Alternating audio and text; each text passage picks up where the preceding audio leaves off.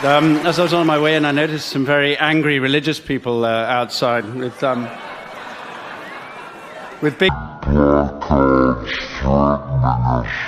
placards threatening us all with brimstone and pestilence and perdition for our sins. What they don't realize is we have Ricky. I was an occultist for many years in Hollywood. I mean, I had every witchcraft thing you could possibly imagine in my house. I started hearing voices. It's crazy. Anyway, I've been saved by grace through faith and trusting in what Christ did. And I'm so grateful. But I wanted to reveal to you that these manifestations are very common. I was also a Reiki master. I could count my lineage back to the man that started it in Japan. I had the sacred symbols drawn on my hand. I've repented of all of that. Okay.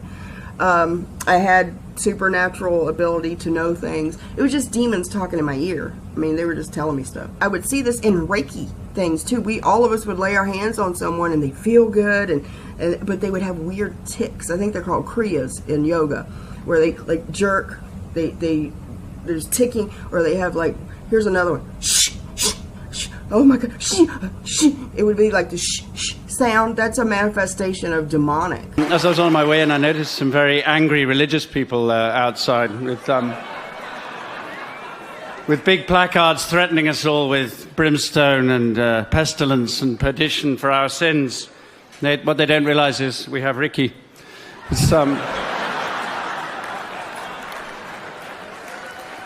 Five remarkable and talented women are nominated for Best Actress.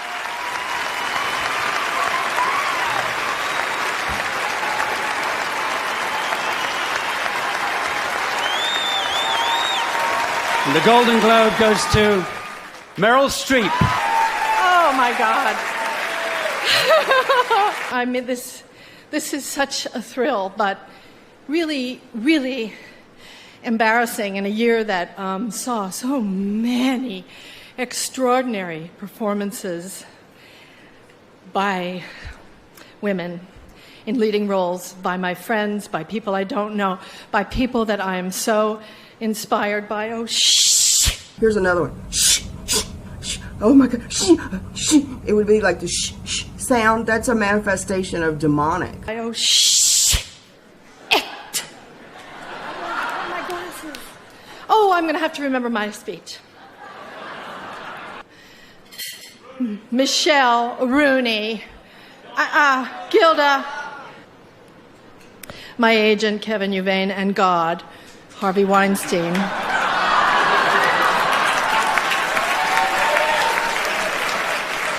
The Punisher. Old Testament, I guess. I just wish them peace. Is there a tipping point for Idol for you when you have to go, look, I have to know by such and such a date, or it will hit me, or is a decision been made? The decision is like this close to being made. Yeah. Does it mean I should give up? You should give up and yeah, go. You go for the exclusive, you mean? No. The decision is like this close to being made.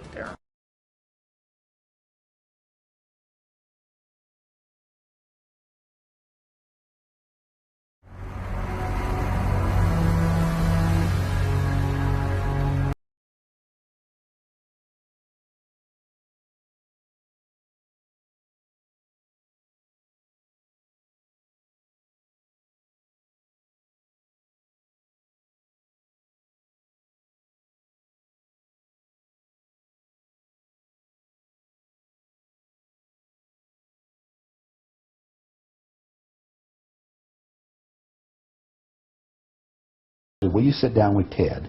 And so I sat over with Ted Kennedy. He's sitting right next to me. Mm-hmm. And Ted and I are, he's just joking. He said, George, you're going to love this job. You're really good with money.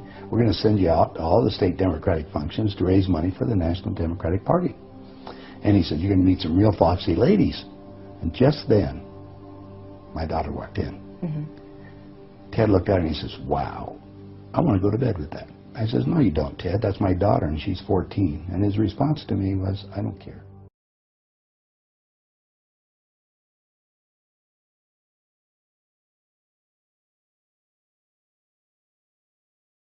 S Club 7 used to look after the Spice Girls, Simon Fuller.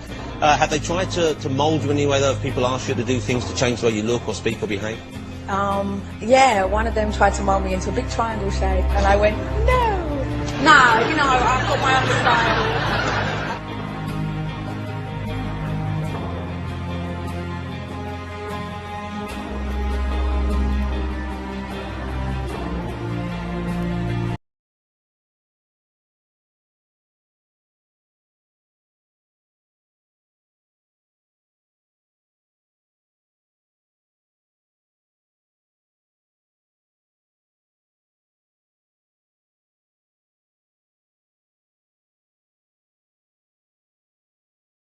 You know, but I mean, seeing that you're getting into, like, you know, explaining about where your rhymes are coming from now, like the evils, you know what I'm saying? You get into some mad deep, you know, interpersonal relationship type of activity, you know what I'm saying? But are people ready for that, do you think, on the real, you know what I'm saying? Yeah, because, you know, I mean, a lot of people go through it, you know what I mean? That money divides us, you know, I mean, even your closest friend could become your enemy over that, on that eye on the dollar bill, you know, that evil, the evils, the devils, you know what I mean? I like to hear that, because there's a bunch of devil worshippers in Hollywood.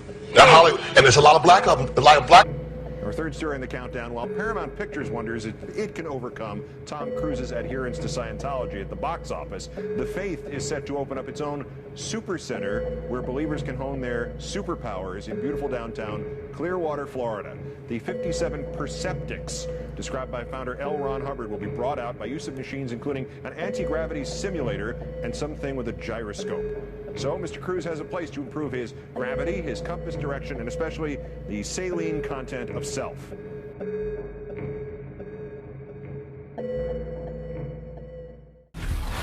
Many celebrities swear by Scientology. There's John, Juliet, Jenna, and Jason, Kirsty, Leah, and Sophia. Not the king, but his wife and daughter, Beck and Bart. Is this a book report or a witch hunt? Well, the actor's doing his voice.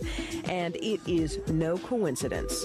We were put under incredible duress, actually, to recruit celebrities. In my mission to find out if Cruise is in control or out of control, I met former Scientologist Karen Presley. She says she used to work full-time at the church's exclusive celebrity center in Hollywood. Her job, she says, recruiting the stars. Was there a list? Actually, there was. Young actors that were really making it in film at the time, I think, were our biggest priorities. Tom Cruise was exactly that. It was 1985 and he was filming Top Gun. He says the church helped cure him of a learning disability. And in recent years, he's out to fix the rest of us, or at least his co-workers. You know, you have to understand, in Hollywood, when people need help, they call me. When they're having trouble with something, they call me. Because they know that I'm the type of person. What about Scientology do you embrace?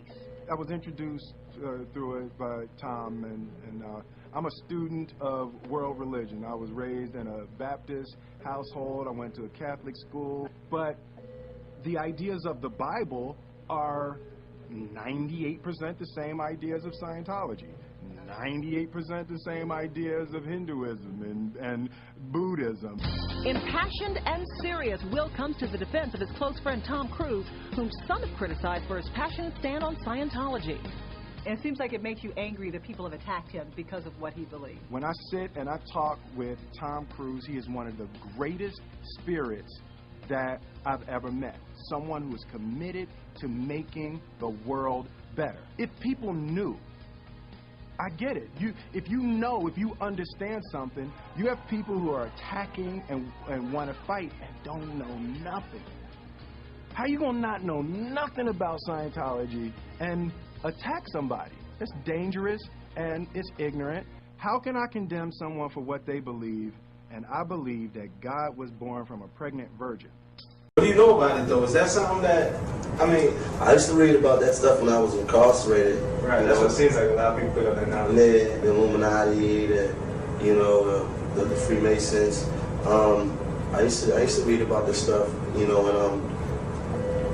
for the most part, they do exist. And it's been around for thousands of years.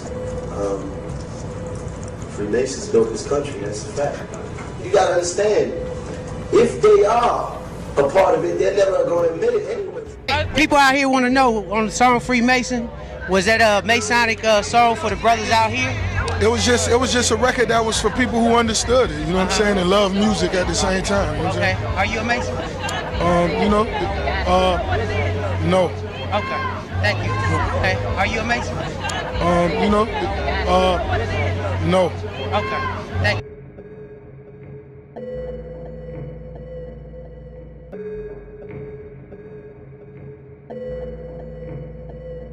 They heard screaming and stuff like that, but I don't know, nobody couldn't help, nobody couldn't do anything. This is what upset me.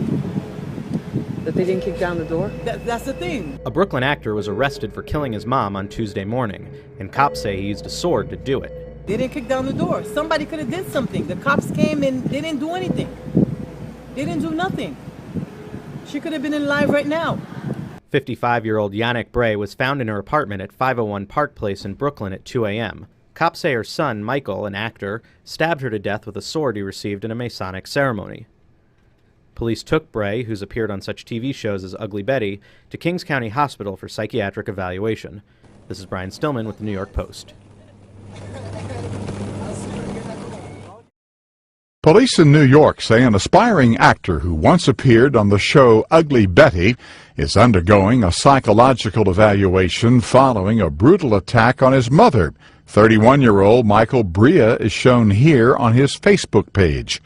Authorities say officers were responding to a 911 call early Tuesday morning when they found Brea with a large sword inside a blood-splattered bedroom. It's not someone that you can look and say, well, it's a monster walking the road, or someone who's going to flip any time.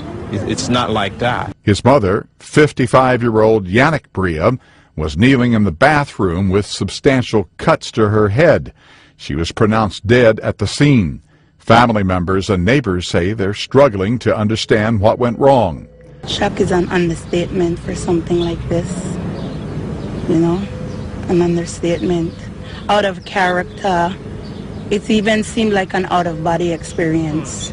One neighbor told WABC that before the police arrived, he heard the victim let out a horrific scream, and he says it sounded like her son was chanting. Like Jerusalem, Jesus, Aaron. Then the last line I caught from him was the greatest architect of the universe. Police say there was no previous domestic violence incidents at the home, and Michael Brea had no previous arrests. Authorities weren't sure at the time if the actor had a psychiatric history. Ross Simpson, The Associated Press. Do actors really sell their soul for fame?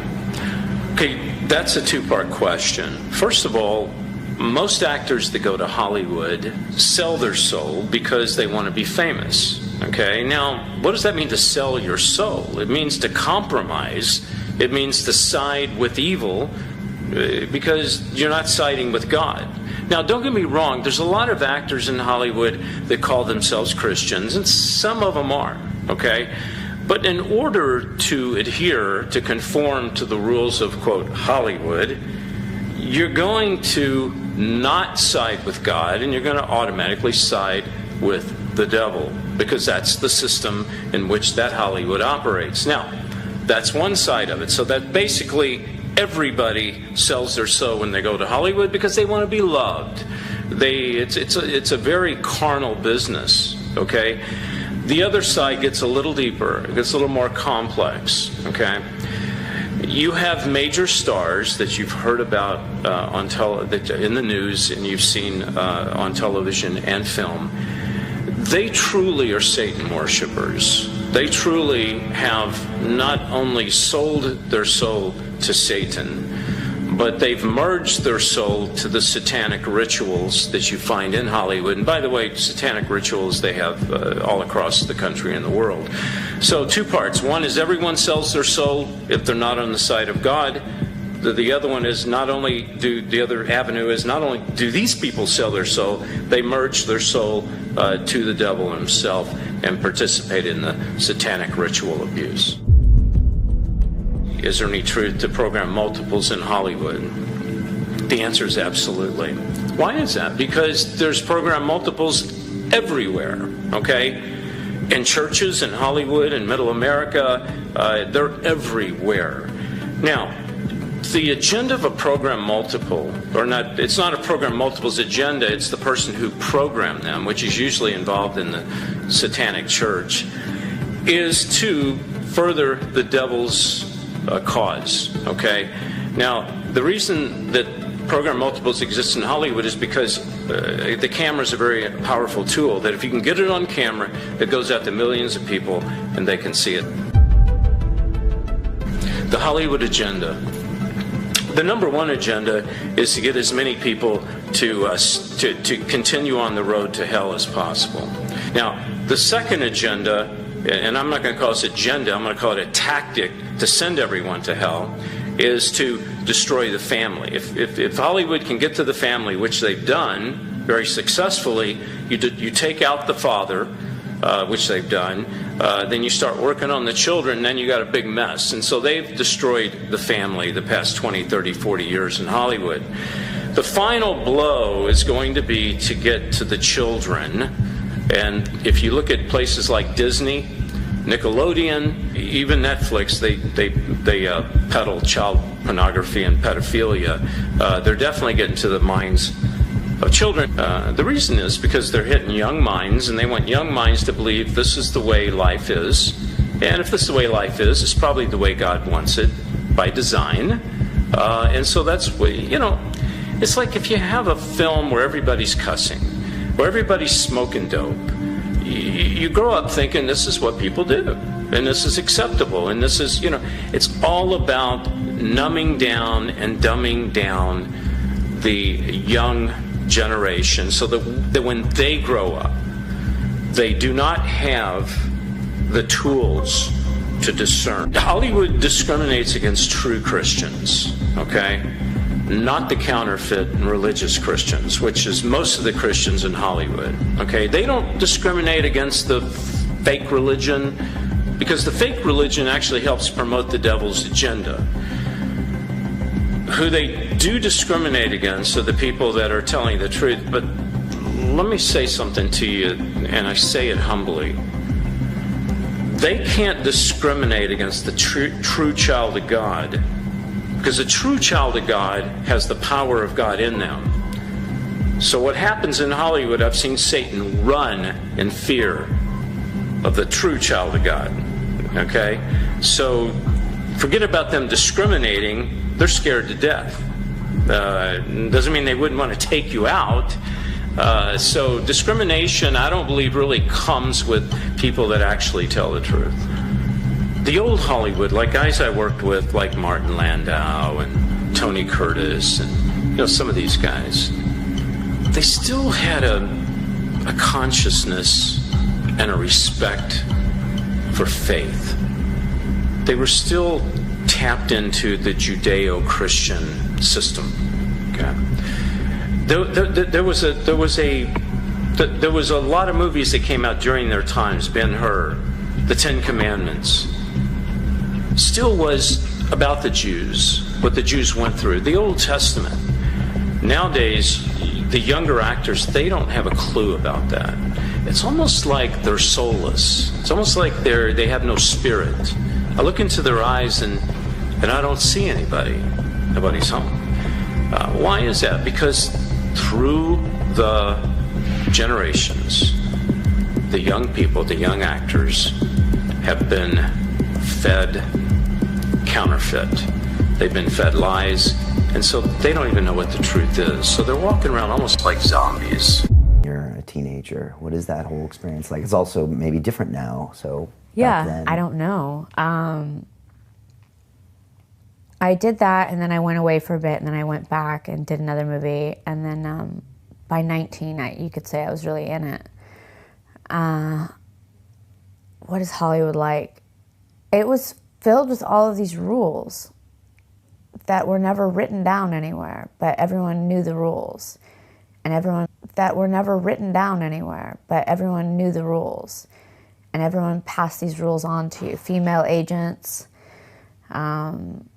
were big in my life, and they had definitely a hand in telling me the rules that I had to abide by, such as, you know, you have to have long hair, so the men in Hollywood would want to have sex with you. If they don't want to have sex with you, they're not going to cast you. And they said it in more aggressive terms. And I guess I figured they knew, and I didn't want to be homeless again, so I grew out my hair.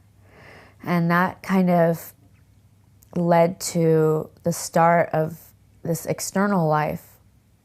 It was like my internal and my external self were so wildly divergent, but stuck together. And it was almost like doing deep undercover work as a famous woman. It was really weird. I don't know how to describe it exactly, but I always knew it wasn't going to be the big deal in my life. It wasn't going to be the big deal. So you're always kind of playing a part as a person that plays a part. You know, the patriarchy takes all of us.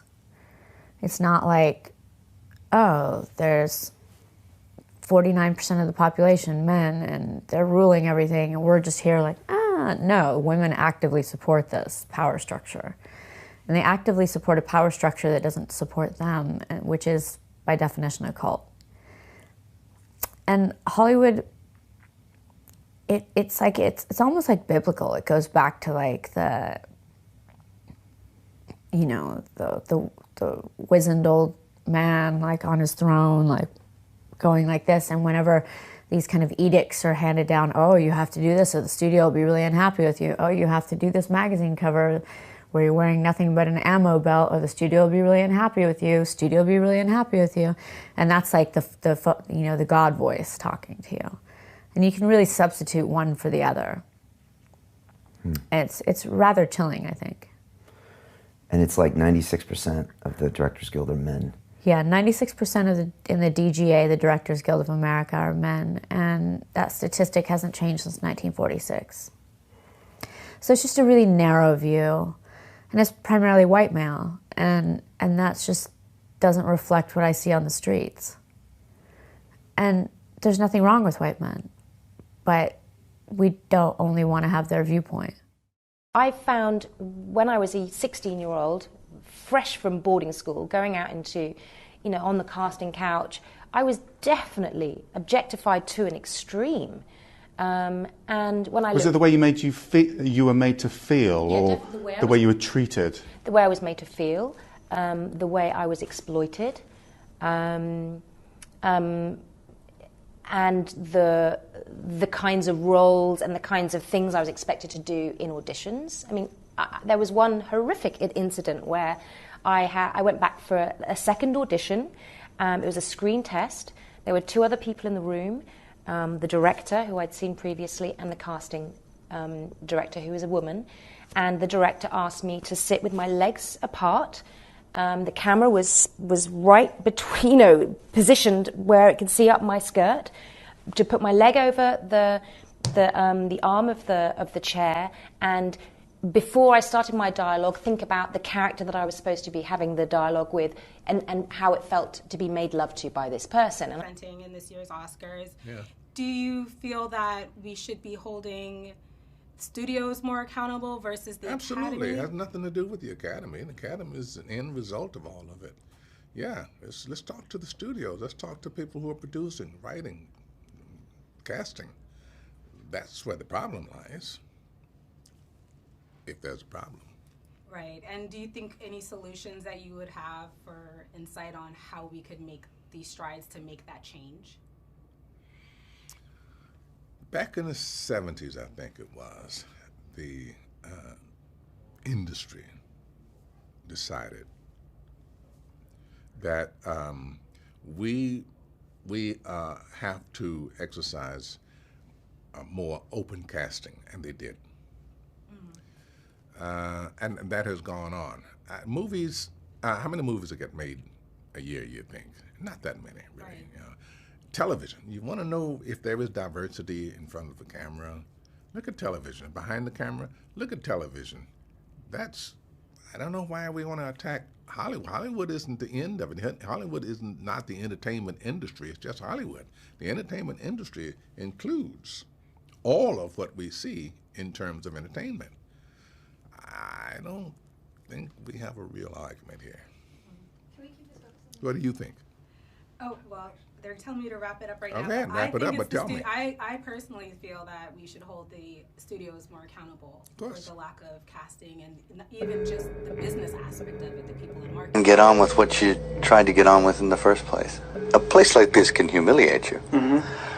And it can humiliate you, it can be humbling. I mean, it does rip your life to pieces. Does it? If you'll let it. Yeah. And it's always pounding at the walls. It's these little guys, these little heathens with no soul downstairs with horns on their head with a battering ram trying to like beat your walls in. Yeah.